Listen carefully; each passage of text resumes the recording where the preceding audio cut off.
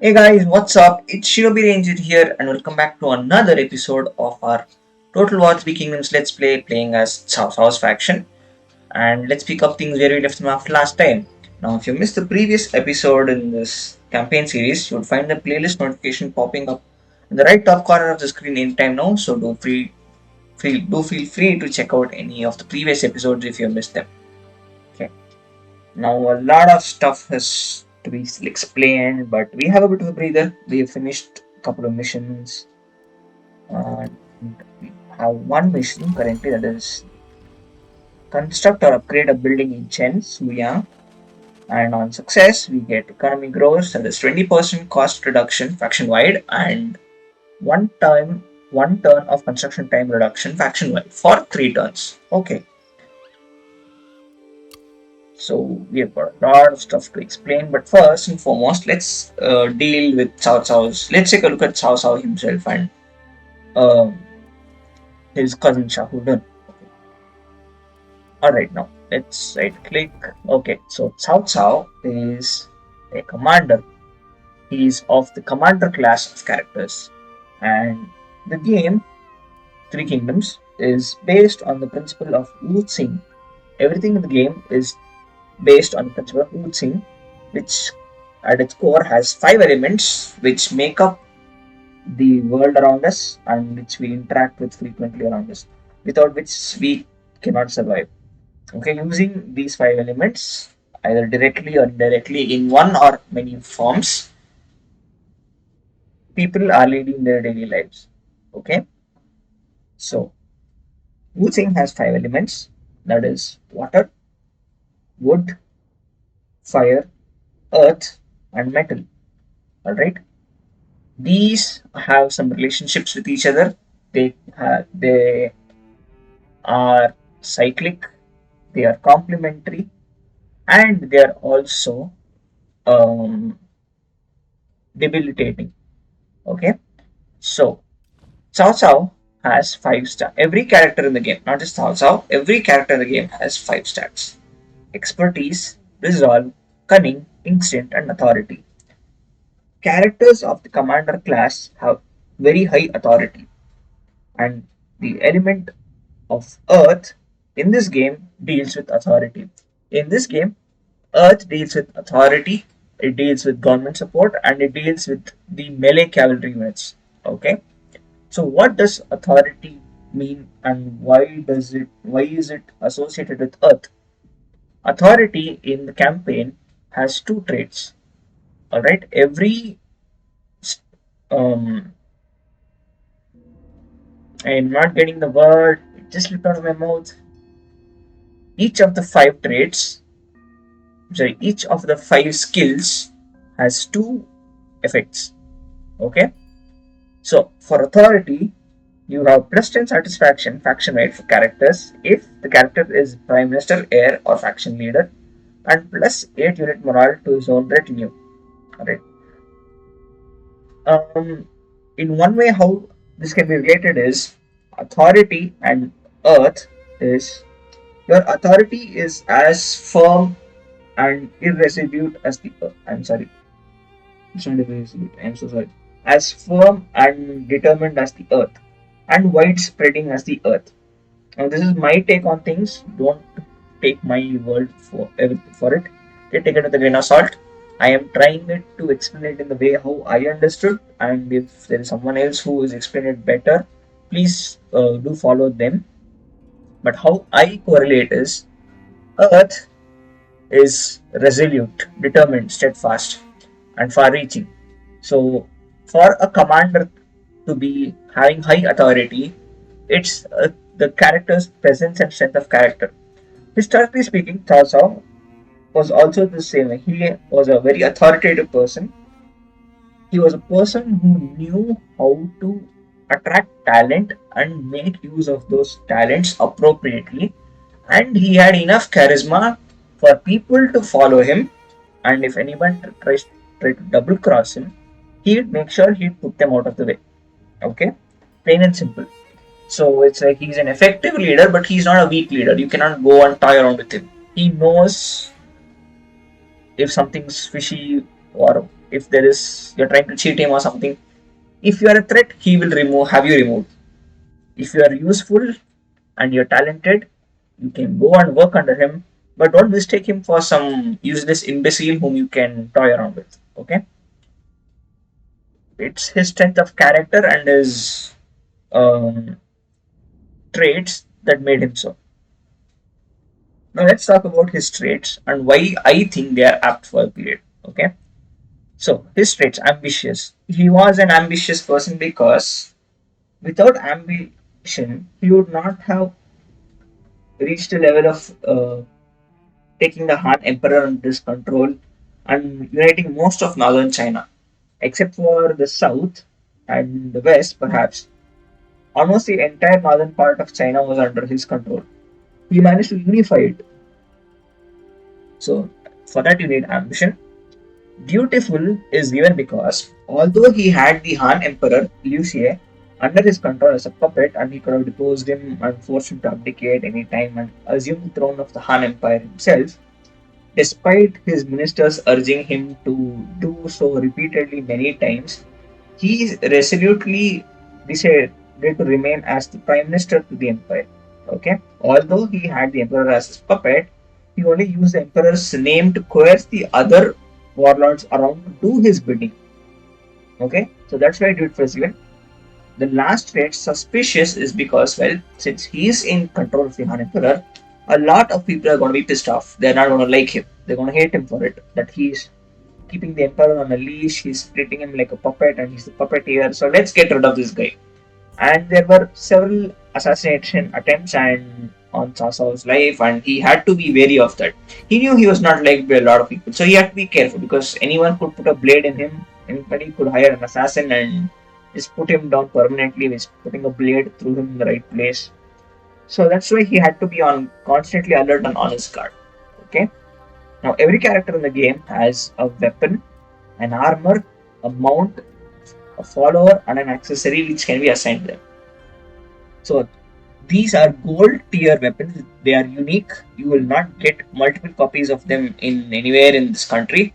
So for Cao Cao, his unique sword is Trust of God. He has another sword called Blue Blade, which in romance is picked up by Zhao Yun at the Battle of Changban after Zhao Yun kills Cao Cao's sword bearer Shahu N, is his name, and he picks up the Blue Blade. From then on, the Blue Blade is with Zhao Yun. So Trust of God provides plus 24 authority, minus 15 instinct, enables immune to fear and terror for himself.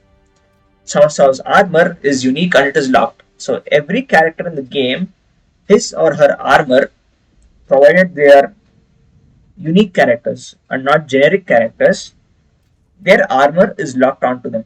So Cao Cao's armor has a base value of 55, which is reasonable, provides plus 18 authority points, plus 20% range block chance, plus 12% speed. And Cao Cao's horse is unique to him. However, if you catch hold of capture Cao Cao, you can steal his horse if possible.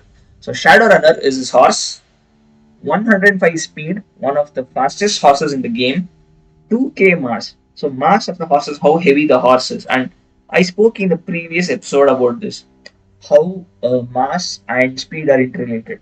So if your cavalry has higher mass, they are more likely to have lesser speed because of the weight they are carrying, but it helps them to hit like trucks in battle. The punch they deliver is far more devastating. So what are the traits provided by Cao Cao's horse? Plus 10 points to cunning, plus 5 to authority, plus 25% chance of evading capture post battle, plus 5% of avoiding ambush in his own army if he's present in the army. And it is part of a set called Shadowrunner. So if you have a Jade Horseman, plus 30 charge bonus to his own army. Alright. Now you can assign followers to your characters. You can do them. So right now he has a excuse me. We have a herdsman for our follower. You are better off focusing on the stat of the respective color coding of the character. So for character, especially if you're a faction leader, prime minister, rare, you're more better off focusing on having the authority stat in being increased. Okay, so make sure you add that. So when we get a follower who has faction and effects for faction leader or prime minister or the heir, we can put him in. Or if there is an authority boost given to the character that Cao Cao himself due to some follower, can I go to him? So ancillaries, we have three ancillaries. Okay, we have a bow. Okay, let's not worry about this. So the Jade Rooster, Stone Pig, and Nuda Nox. Okay, so Shadow Runner is a part of Jade Horseman. Mm,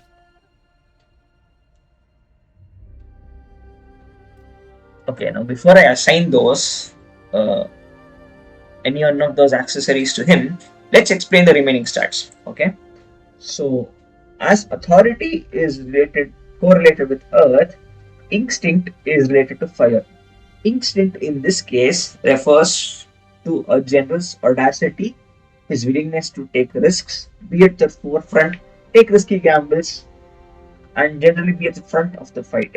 Okay, you are working on your instincts, and sometimes your instincts, if you play by them, and everything goes good, you can easily turn the tide of any war or battle. Okay, instinct here has two effects: plus 5% melee damage on the character, currently subject to modifications as the stat value increases. You can see that he has very low instinct, but he has very high authority, and minus 1 recruitment cost for the army. So, as stated, their fervor in battle and in statecraft. Primarily, we deal with military. So, in the game, the government buildings are correlated with the earth, that is the authority stat, with the yellow color code. Military buildings are associated with the red color, with instinct, according to Wuxing.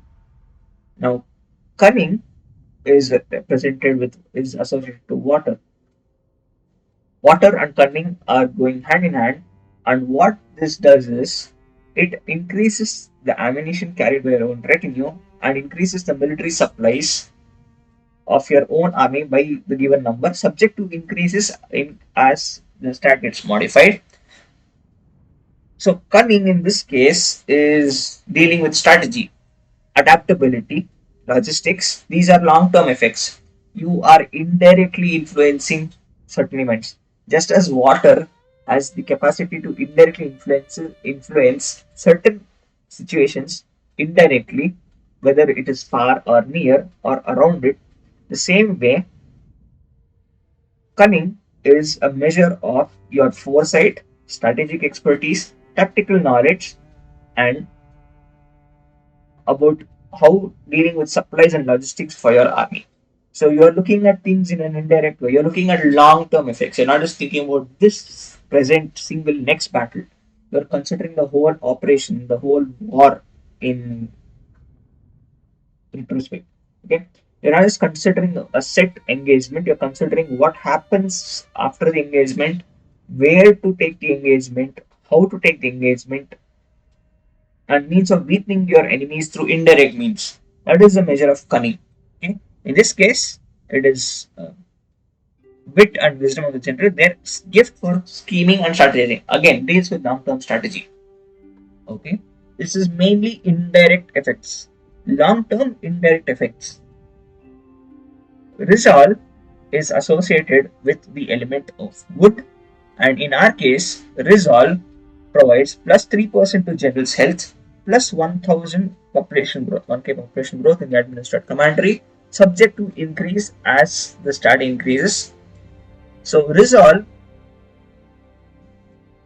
is dealing with a general's willpower and heart, their commitment to the fight and to the people. So what this means is your determination and steadfastness, your willpower to hold on in the fight, how stubbornly you hold on to the fight.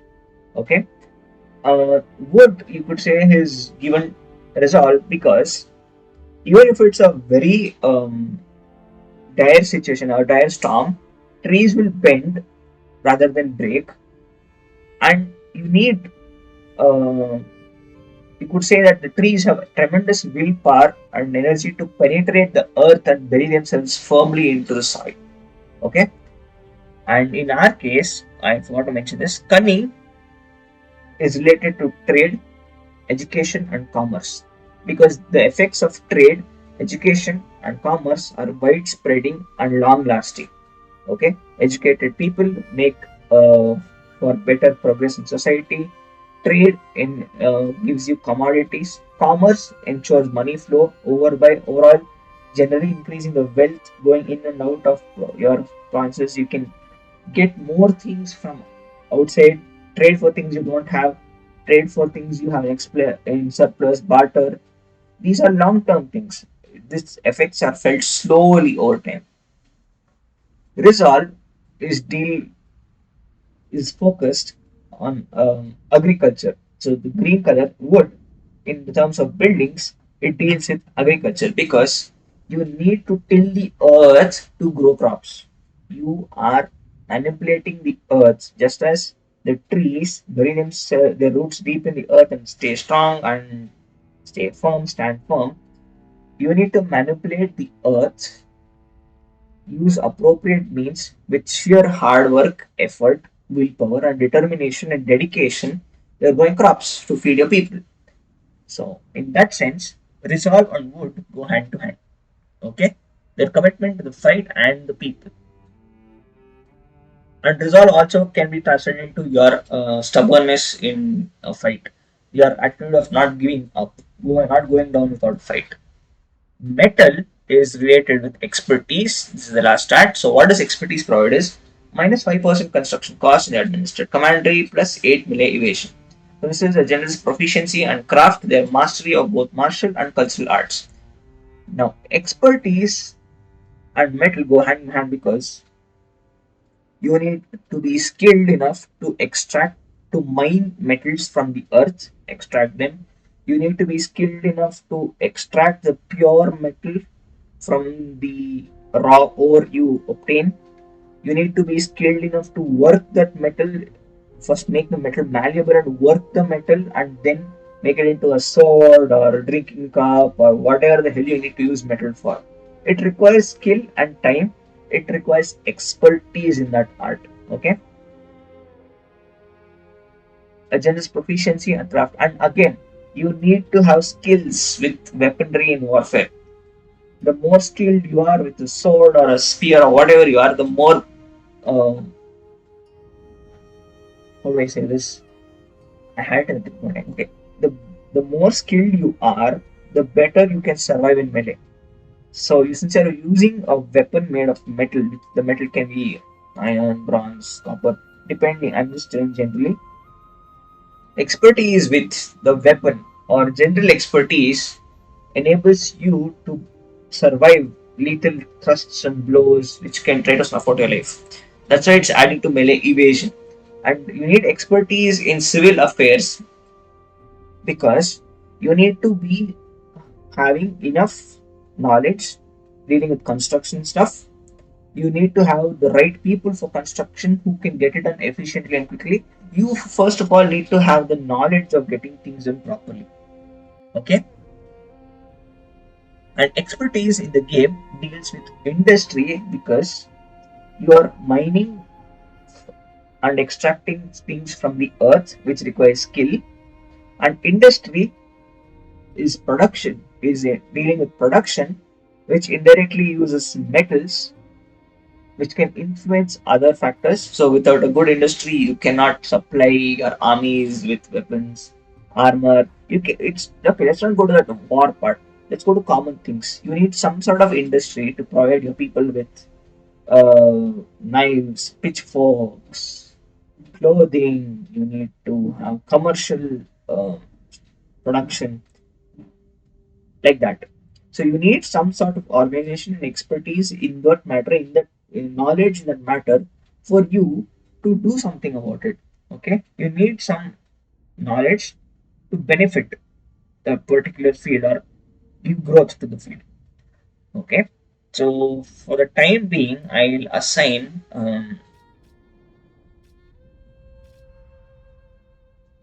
cunning to him. Okay, so he's crossed 100 Kani. So once you cross 100, the stat becomes yellow. Okay, so you can see the increase. It's now 42% ammunition and 10 military supplies in the own army. Okay, so this is how things work.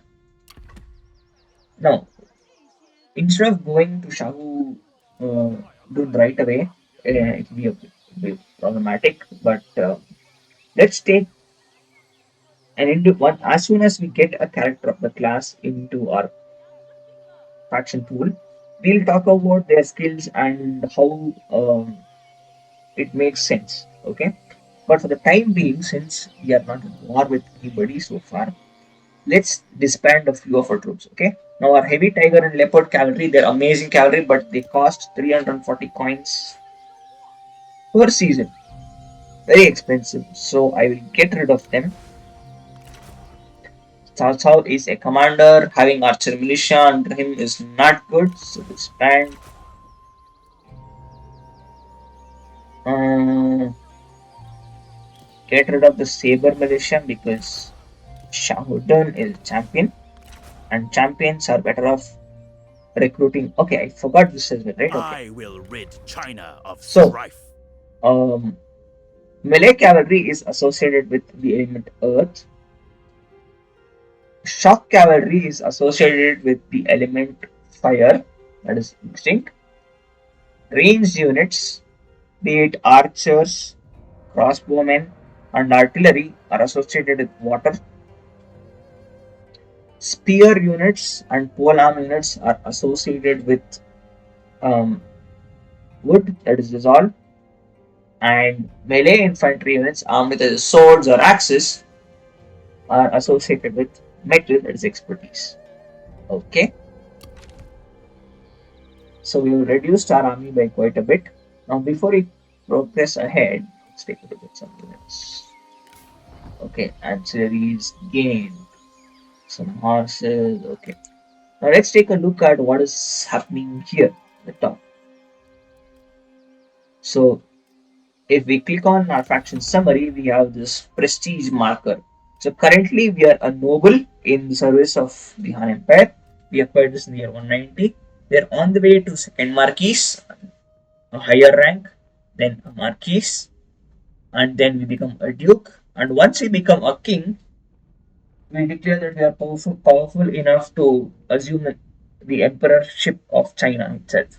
Okay, so prestige is gained by uh, capturing and expanding your settlements or constructing certain buildings which will give you prestige. If I can find one, that is. So currently in the noble, we have no effects, but once we become second marquis, we can adjust the faction-wide tax rate and we can unlock the diplomatic option to create coalitions with other factions. Okay. Now here if you see, we have no administrators. We have an army capacity of 3. We have one assignment slot open. Okay, I'll explain assignments also. We have no trade agreements and we have no spies. Okay, now this is our resource, credibility. This is used to manipulate the diplomatic attitude between factions. Okay, but we can use this to leverage diplomatic negotiations in our favor, and we can use it to trigger proxy wars. This will decay every turn, and you can see at the higher rungs it's providing us with imperial favor and the rate of decay drops. Okay, now the court. This is the court. The court consists of our faction leader, our factionaire, and anybody else from our characters whom we hire to place them in this court to work for us. Okay, so right now we have our family in general. So we can see people. If we go to the family tree, so we can see that.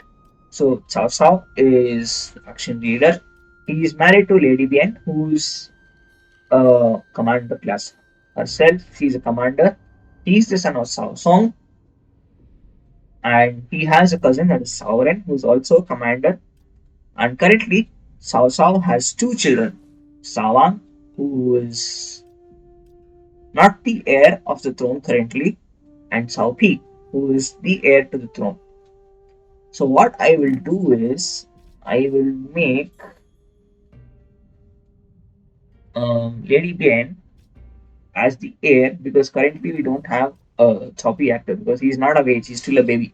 So until the baby comes of age, let's make the mother as the heir to the faction. Yes, confirm. Okay.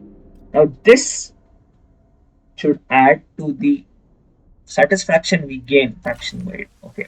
Now what is this faction wide satisfaction of characters? Okay. If I right click on Shahudun, so you can see this there is an age and there is a satisfaction factor. So in this trade kingdoms period, you had people going. It was like a merry-go-round. People used to go into service of a lord, and they had expectations. They had expectations of how well they were treated, some post. If you're working in court or under the government, you are entitled to a salary, and that salary, once you die, your position can be passed on to your children. It's like that. Okay, and you have to be an educated person and have some sort of knowledge as a scholar, or you need to have some capability as whether you're a law keeper or an administrator, or you need to be in the military to be in this position. Okay, so you're drawing a salary from the government. You're like in a proper job. It is a proper job, and based on your um, overlord, your employer's attitude, his behavior, and his actions, people used to like or dislike working in the faction. So keep this high and make sure people don't get upset. Now, the higher rank the character gets, you can see the XP. Currently, what is the XP out of 16,000? What is needed to, how much more XP is needed to progress to rank 4? So, based on the rank as well, as you get ranked up further and further, you're going to start expecting more things because you feel okay, I'm worthy of that role, so I should get it. I should be treated better and all that. Okay, skills wise, you'll worry about later. But one thing I'll tell you is we have something called as Reach. Shahudun has a skill unlocked called Reach, so which gives plus 8 instinct to him. Plus 1 armies are available if the character is prime minister, heir, or faction leader, and plus 25% campaign movement trains to the army he is present in when he is commanding. Okay, excuse me. Okay, so what we'll do now is pick Welcome, the my army. lord. So we are Your clicking presence Shahudun is so we can. heartening. So here are some options which I've explained. But you see this option, appoint as commanding general. Now, in the game, in any army, the leftmost general is considered the commander of the army. So I want Shahudun to be the commander because of his movement speed. Okay. Now, coming back to court, so you can hire people to work in your factions. See this. So your two cousins are nobles. They are a part of your faction, but not part of your family. Shahu Yuan is not yet hired, so this helmet symbol says that the general is on the field. The general, or the character is on the field. He is working in an army, and this symbol means that the character has no work to do currently. He's on the bench and he's waiting for some work to be given to him. Next, you have something called as reforms. Okay, now reforms in this case is something like researching technology, but in our case, in this game, reforms are something like government policy picked up every year. So in every year, in the spring season of every year, the government can choose one out of several policies. Okay, the higher ones are the ones which can be implemented or enacted. And if you see this flower symbol or this means that we this has already been unlocked. It's instantaneous because it is a government reform which is being implemented for that year. The government has decided, okay, we will be implementing this reform for this year, and until the spring of the next year. So 190 spring, we researched recent commissioners reform was enacted, so which will reduce recruitment cost of troops faction wide. Okay, that's reducing our recruitment cost. Now, until the next spring, I cannot research anything else. Some of them have a building prerequisite like this. You can see there's a lock symbol that shows what building you need to unlock the reform. So yearly once you can enact a reform, and for that year, the government is going to pursue that policy. So it's going to unlock more units or more tech or more buildings. Based on it, you can proceed further. Okay, that's how this works. Then you have spies. So since Cao Cao's faction background gives him +2 spies in the beginning, we don't have anybody available for spying. So these spies are like you can implement. You can let us say that people are not happy with their faction. So they feel that dissatisfaction. They feel like okay, this guy is not worth it. So in that case, if the person is valuable, or if you just want to keep an eye on their faction, what is happening, what is going on in the faction, you can hire a spy. Plant him in the faction and tell him, okay, you be my undercover guy here, give me all the info. And you can do a lot of stuff with your spies. Okay, once we get a spy, I shall go into detail regarding that. These are records. Okay, this is the treasury. Okay, so this is our finance tab. So this shows what is our current income, our expenditure, and all that. So through commentaries, how much are we getting? 8266 to trade zero through other. Okay, this other, okay, I'll explain it in a different tab. So you can see the expenses here. So one off in this is like for this turn, what are you getting?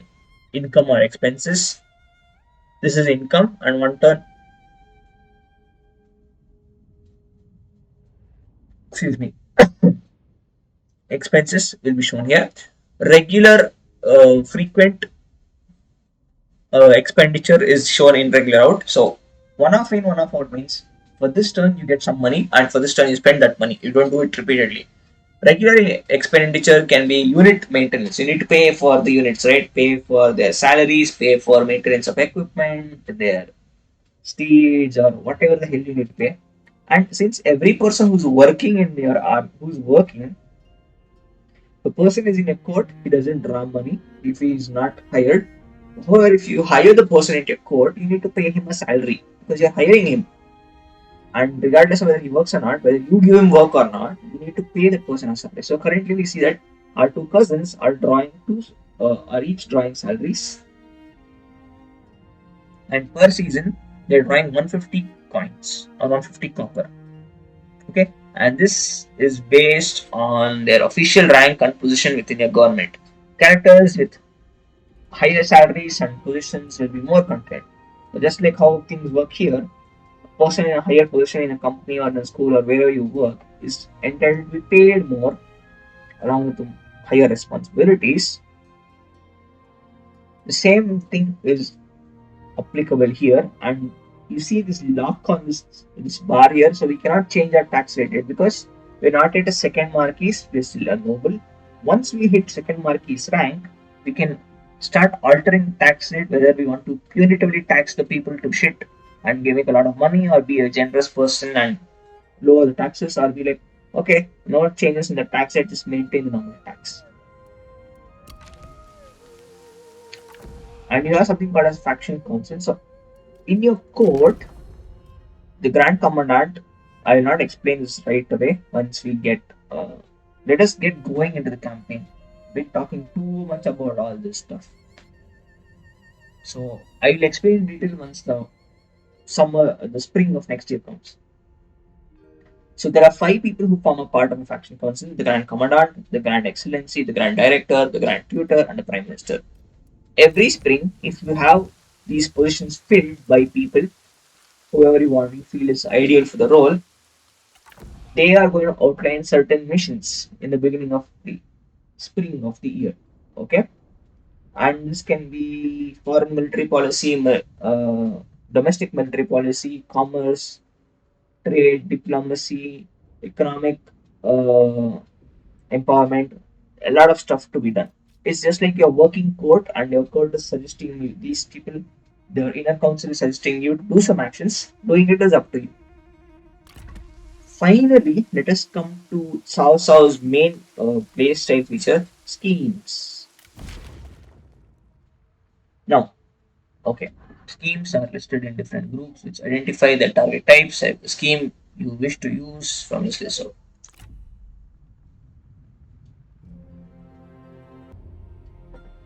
Okay, so we have four categories here. Okay, I am also going into this blind. So characters, we have five schemes. Faction, we have seven schemes. Commandery, we have three schemes. Army, we have one scheme. Okay, okay. Uh, let's look at this. Mountaineer body. Then a known faction is deployed with general. Oh, okay.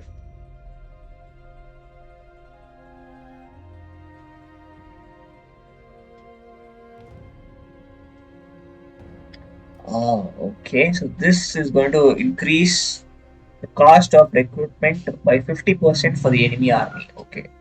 It lasts for 5 turns, that is 1 year, and its cooldown is 15 turns. Okay.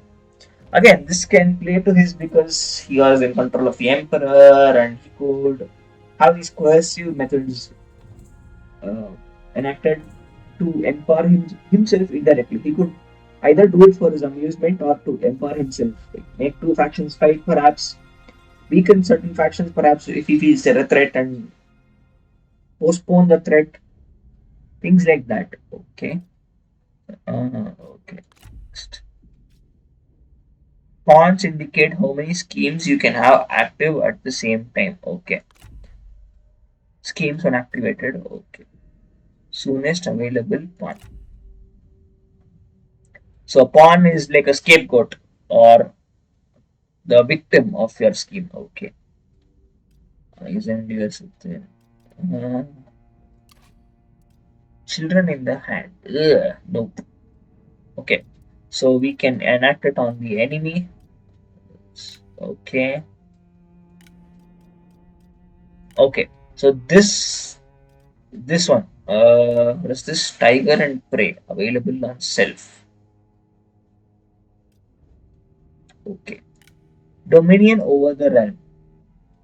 So this one, if the current season is not spring, we can unlock a new reform. Okay, it is applied instantly. Superb.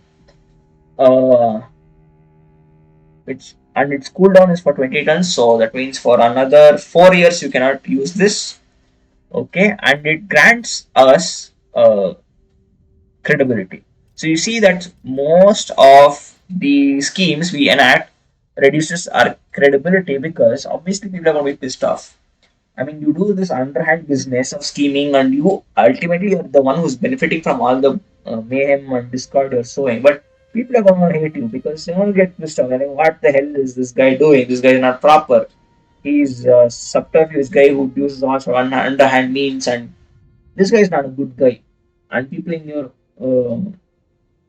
you're going to treat us okay. This guy is not to be trusted. It's like that. So most of them draw away your credibility, they decrease your credibility, but a certain few which you can use on your own faction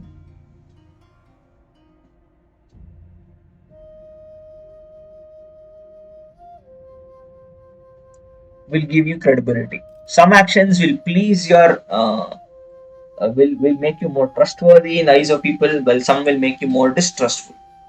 Okay, okay, dominion over the realm. Scheme target on myself.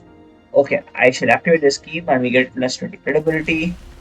And instantly, you see, I can research a new reform. See, it is not spring; it is still 190 AD, and it's autumn. It is not spring 191, or it is not spring 190. 190 spring already. There's a reform which has been unlocked, researched, and implemented. Okay, so what do I do? Military supplies, construction cost for the military, income from peasantry, 10% income from commerce, or foreign envoys plus one availability. Okay, let's issue the foreign envoys reform government policy is being implemented. And as usual, the reform is available in the standard period of the reform will unlock in the spring of next year. Okay. Now what's more? What else can I do? Commanderies. Tiger over the mouse plus 20. below zero. Okay. On a commentary where reserves are decreasing.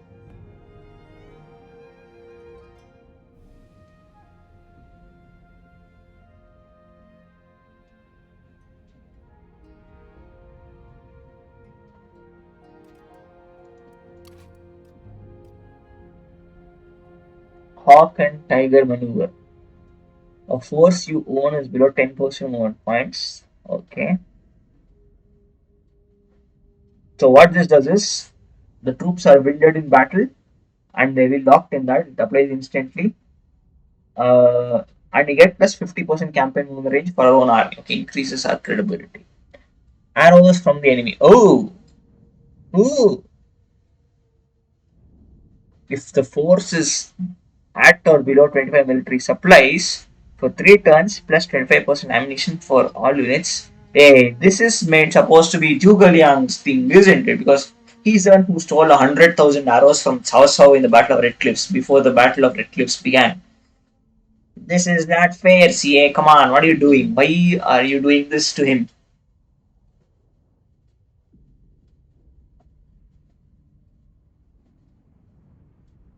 Oh, look at it. I heard of a general who used ships to gather enemy arrows for a number of days only to fire them right back at that very same foe. Uh, Indirectly, he's referring to when Zhuge Liang duped him in the Battle of Red Cliffs. Okay, so this is in the romance. This appears in the romance. I don't know if it actually happened in history, but in the romance, um, Zhuge Liang, that is the future Prime Minister of Shu, during the Battle of Red Cliffs, when he goes over to Sun Quan and Zhou Yu to help them withstand Cao Cao's army because Cao Cao has come and has reached the banks of the Yangtze River. He's camped on the north bank of the Yangtze River and the south is threatened. The people of Wu are threatened. So when Zhuge Liang goes to Sun Quan's land at the behest of Liu Su, to form the Sun and Liu alliance between Sun Quan and Liu Bei. Uh, okay, this is not going good. Okay, I need to explain a lot of things we get to detail. And the time is still one. It is still 190. You're not yet even close to that 208 era. Okay, let's not go into depth. Okay, this is the effect it does. Okay, what else can we do? I can enact another one. What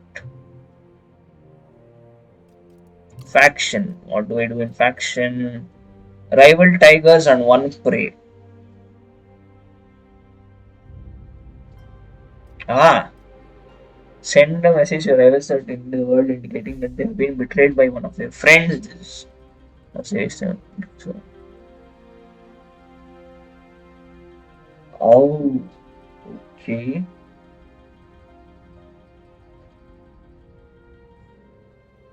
Hmm. Unfortunately, nobody like that.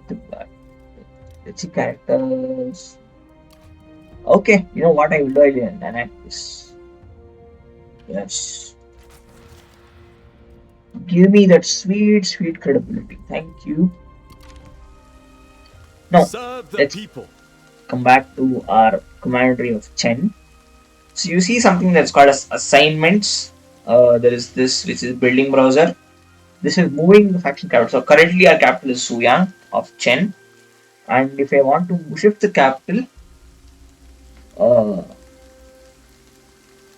to another settlement, there are some requirements. So I need 5,000 coins, copper or gold. And since it's already my capital, I cannot move the capital again to my old capital. Okay. And we have not unlocked any administrator positions. Okay, okay. Now, regarding this, a little bit of discussion.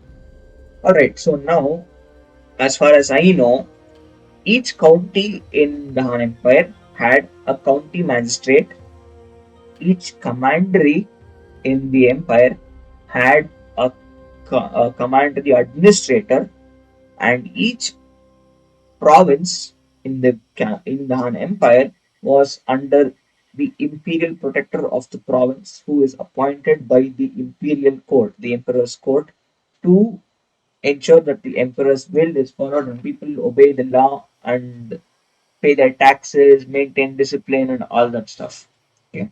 So at the highest rung, you have the emperor of the whole country, and then you have his court.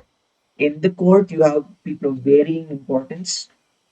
Then, for administrative purpose, initially you have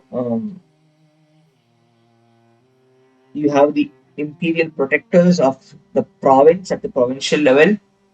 In each province, those imperial protectors will have the commandery administrators for managing each commandery in their province. And in each commandery, for every county, there's going to be a county magistrate. Correct me if I'm wrong. Okay, I do not know in depth of this. I'm just assuming stuff and based on what little information I know and what little information I've researched. Assignments in our case is we can assign people to do some work for us. Okay, so you can see currently we have two assignment slots, and people who are available for assignment are these four people. Okay. Uh, so let us put our wife mastering turns, reduces population growth. So he's rank two. Okay, so satisfaction, purpose. Okay, and one more thing: if you hire a character to your court and you just leave him on the bench and sit him like, okay, you sit there, buddy. SWAT flies around. As time goes on, he's going to get more and more upset with that lack of purpose. So it's going to dissatisfy him because he's like, okay, this guy hired me. I thought I'll do some work here, something I earn my pay by doing some work, or I'm not my talents are not being put to you are going to be used. But this guy just hired me. He's paying me a salary, but he's just letting me sit here, and I cannot use my skills and talents for anything. I'm sitting useless here, and he's going to get pissed off because this guy said he's got work for me and he's not got any work, and I'm just sitting here empty-handed for so long. So that is lack of focus. General discontent is people, okay, I don't like you. So in the faction, there may be case of, okay, I like you, you're my best friend. No, I don't like you. I cannot tolerate you. You are my nemesis. I'm going to get rid of you. Desires higher court position is ambition. Okay, you feel that, okay, I'm getting work, I'm being paid, but I still want more. I want to be in a better position. It's like that. So let's put our wife, who's currently the heir, to work in Chen, and we'll assign her to collect tax for tax collection. Do that. Let's look at our wife by the way. So, what is this characters? Okay, heir. So, Lady Bian is the heir, and since she is part of our family, she's free. No need to pay her a salary or anything. She has. Let's see her traits. So, humble matriarch gives plus 10 cunning, plus 20 points of authority, plus 1 resilience, plus 5 satisfaction faction wide if the character is prime minister, heir, or faction leader. Okay, that's good. So you see that this is going to add to character satisfaction, and you see that authority stat is also going to add to satisfaction. Hence, commanders make the best prime ministers, heirs, or faction leaders. Lady Bian's armor further gives her plus 18 authority, plus 15 range block chance per per speed. Here's the thing, she is not wearing armor. There is not a single piece of metal, and it doesn't even look like it has metal between the lining of the clothes. She's wearing a robe. How can a robe give you as much protection as Cao Cao's armor? Game game sense. Only in games you see this. So she's using a Jian, a double-edged stabbing sword, and it gives 9 expertise because since it's a stabbing weapon and since it's associated with metal, you need expertise, you need skill and training to use the double-edged sword. Okay, now let's make a few things clear.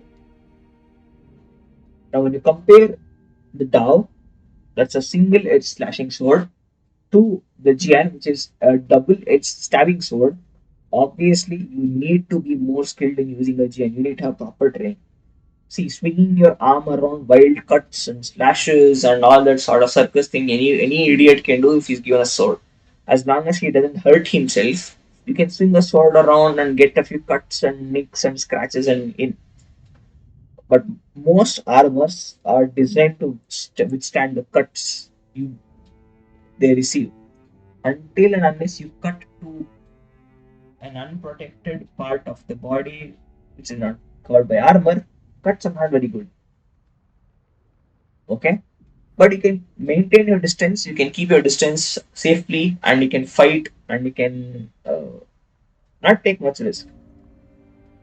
Stabbing weapons are downright get up close and personal. They are effective and properly used in a proper thrust. So there's a saying called, I think it's a French saying, I don't remember. So it is like 2 inches in the right place can kill any person. 2 inches deep, thrust deep into a person in the right place can kill anyone. And it's true because armor is designed to withstand slashes, especially chain armor, but not thrusts. You can slash a person's armpit, or you can slash at him, just giving a superficial wound or somewhat of a deep wound. You stab a person, you really hurt the person because you won't penetrate deep. And if you run the person through, you're impaling him. So stabs are much more dangerous compared to slashes and cuts. So she has a white horse which has 97 speed and 1.5k mass. So mass is reduced but speed is more. It's not a heavy horse, a light horse. Start now. Okay, that's all. So she's beautiful, she's humble, and she's distinguished. Okay, she's distinguished because she's the White House Cao Cao. So you can say that a famous person was the authority of the household matters of the house. She's humble because I don't know. I don't have an explanation for this. She's a dutiful wife. You can say that she's a dutiful wife, hence the trait dutiful. Okay. Now for Shahudun, let's give him the access. It's a wooden box. And regarding accessories, horses, weapons, and followers, there are 4 tiers. One is a common tier like this, no halo. The other one is the refined, which is the bronze tier, so tier 3. So somewhat okay. Could say it is this is like below average. This is like normal. Above average. This is items like these which have a silver ring outline on them. They are silver tier. So this is like special, not special. This is like very good, except this is like very good, and the gold tier are like unique. So this while this is exceptional, this is unique. So unique is like very rare, very much sought after. It's like that. Okay. Anyone with the gold tier, so you can see, it means Shahudun's armor is gold tier because it is only unique to him. You will find a lot of copies of these in the world. You will have fewer copies of these, much fewer copies of silver tier items, and gold is almost like never available. So it is like only one copy or one such piece exists in the whole world. One such horse or one such weapon or one such follower or accessory or ancillary exists in the world. It's like that. Okay. Now our current mission is to upgrade Destroy or corruption. build a building in Chen. Okay, so I will. Mm, let's go to government support. Okay, damn ready long turn, which means 2 episodes for a turn. It's the second episode. Wait, before that, can I do some trade? Let's go to diplomacy, quick deal, trade agreement. So let's see who wants to trade. Okay, Kongjo wants to trade. Compared to him, compared to us, his strength is inferior. Okay, 1.5. How much? 326. All right, you die. It's 0.8. He's weaker to us. So, he's maybe. So, he doesn't like us, but he's maybe.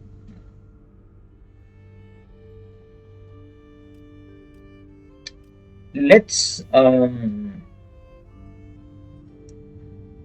let's go. So let's trade with Liu Chong. Okay, Liu Chong, the Prince of Chen. Hi, buddy. I want. Oh, can I negotiate with you? Yes, I can.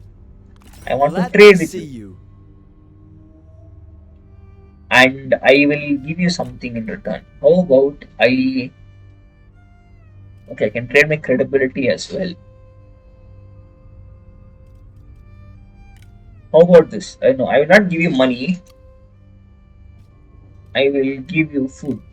Okay, I'll give you some food. 1 unit of food. 1 bushel or 1,000 bushels of food, and in return, you give me some cash, my friend. No, no, no. Need to request payment. No, wrong again.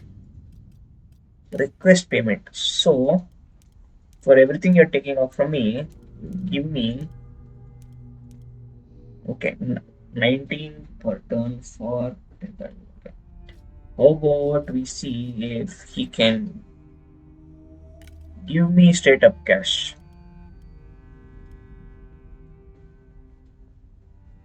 1.2, right? Okay, so give me 100 cash. 110, 121, 123, 36.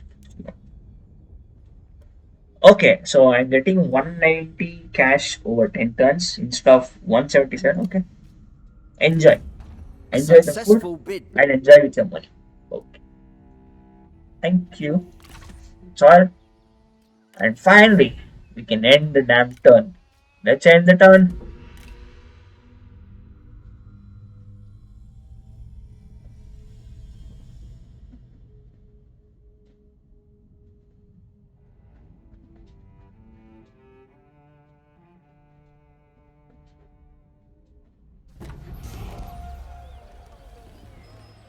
Mission success. Construct or upgrade building in Chensuya. Okay, right now our economy grows. Superb.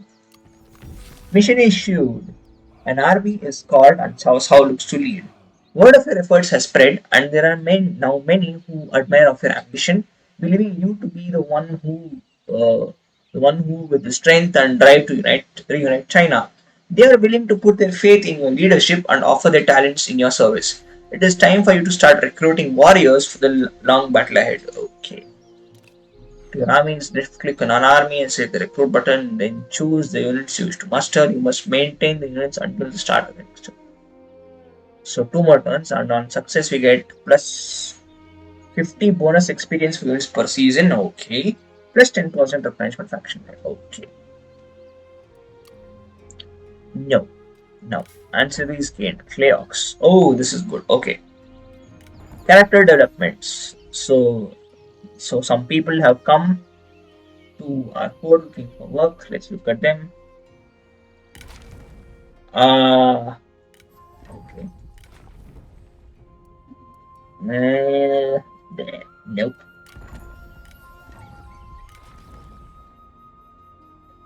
Nope. At last, too high rank. Greedy pig. Intimidating resource. Nope. He's a farmer, right? Not interested currently. Sumaju.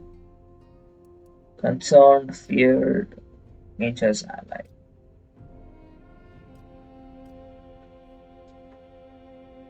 Nope. Shauru. Nope. No, thank you.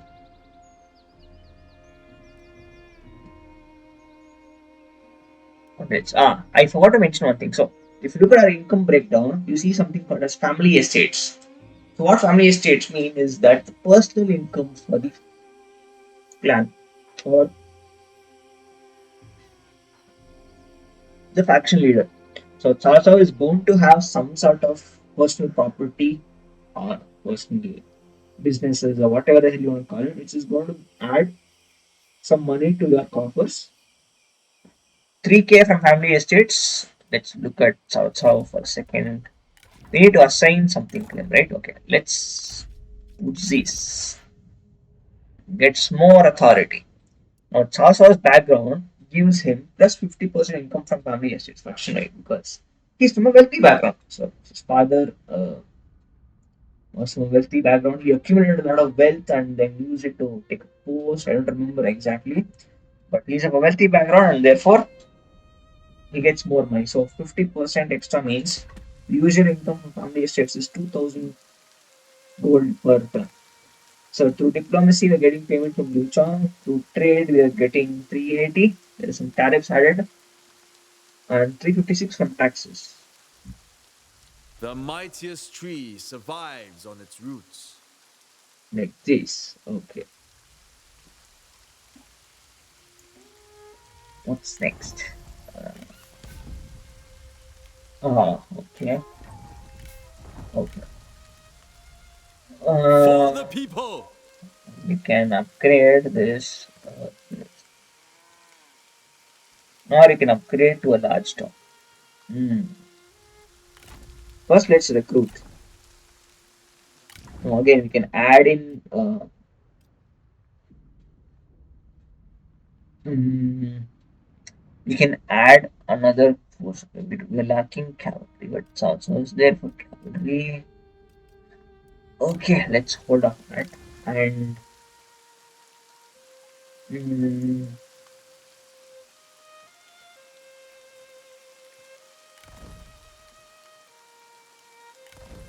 okay, that ought to be enough.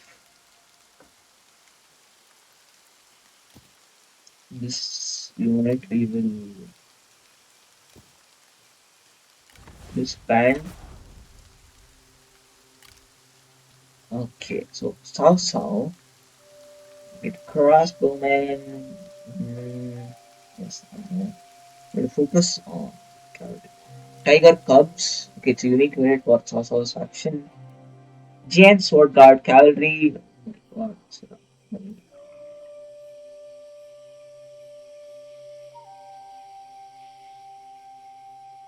Makes it 5, 7. Okay.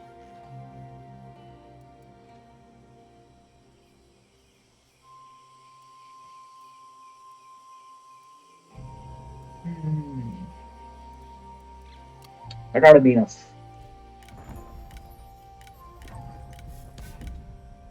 Ah, yes, we need to Reject upgrade, corruption. right? Mm, mm,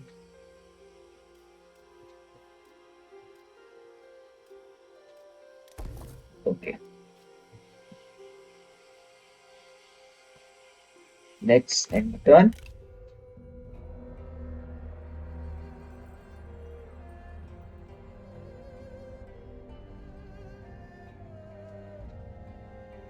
No, Han Empire forces are approaching.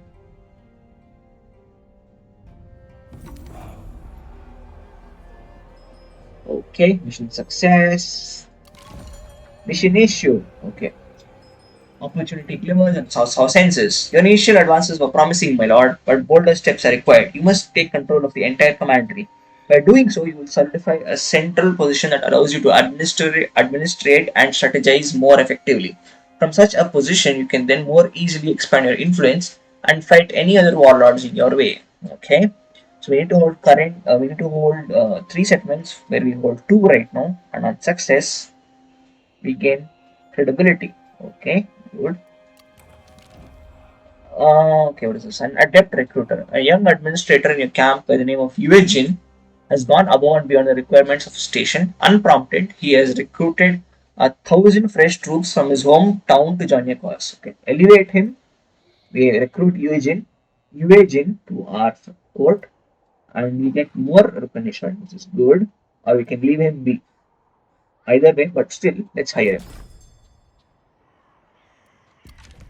Okay. We gain a military axe as the item building culture. Okay. Yeah, so I think this is a good place to call it an end because video is going to get stretched too much. So that's all for this video, guys. I know it's a slow progress, but you know what? It's a new game. I am learning stuff. I need to make you people also get to know the grips of the game, and as we play, we're going to start progressing much more quickly. Anyways, that's all for the end of this video. If you like the video, then leave a like. If you did not like the video, then leave a dislike.